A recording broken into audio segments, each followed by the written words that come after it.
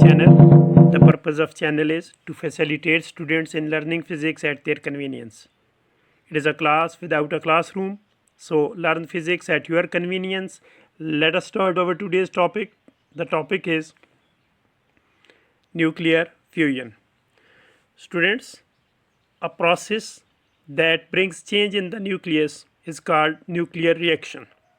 Fusion is also a nuclear reaction.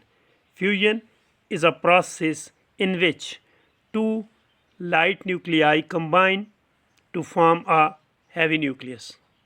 This is called nuclear fusion. I repeat it, when two light nuclei combine, they make a comparatively heavy nucleus, and this process of combination of two light nuclei is called nuclear fusion.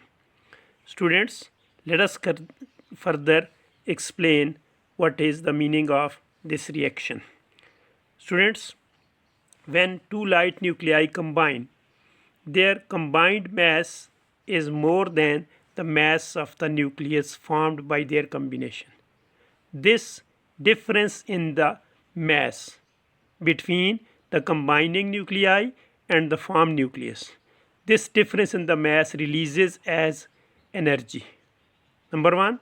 And number two, you know that the nucleus is a positively charged entity, and when two combine two positively charged nuclei, a large amount of energy is required, and if this energy is provided in the form of heat, then it is possible to overcome the Coulomb repulsive force between two positively charged nuclei.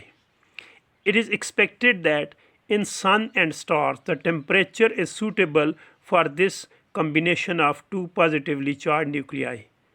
So, it is assumed that in sun and star, the fusion reaction is taking place, and that is the source of the energy from sun and stars.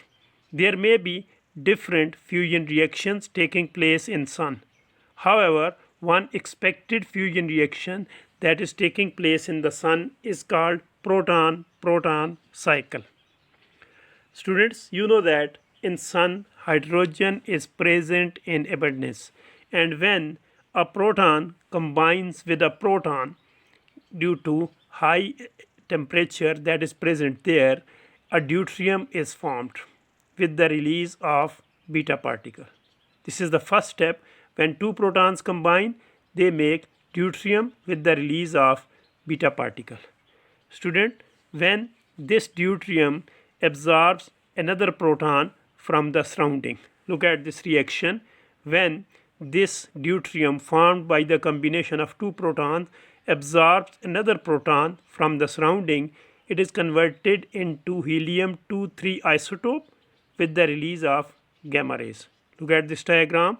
When two protons combine due to high temperature, they form deuterium.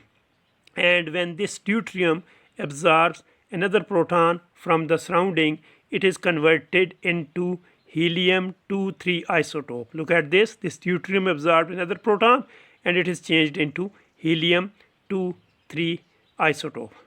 When these two helium-2,3 isotopes combine, they form stable helium nucleus with the release of two protons. This is how a reaction started from two protons at the end gives us two protons again. So it is called proton-proton cycle. Now I repeat the whole process. Look at these reactions. In the first step, two protons combine, they form deuterium with the release of beta particle. When this deuterium absorbs another proton from the surrounding, it is converted into helium-2,3 isotope with the release of gamma rays.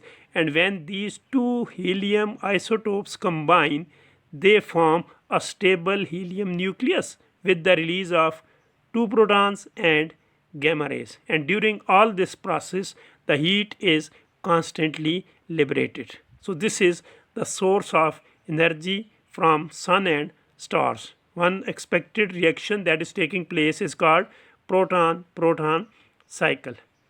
Students, this is all about the nuclear fusion and how this fusion reaction is taking place in sun, and that is the source of energy in sun and stars.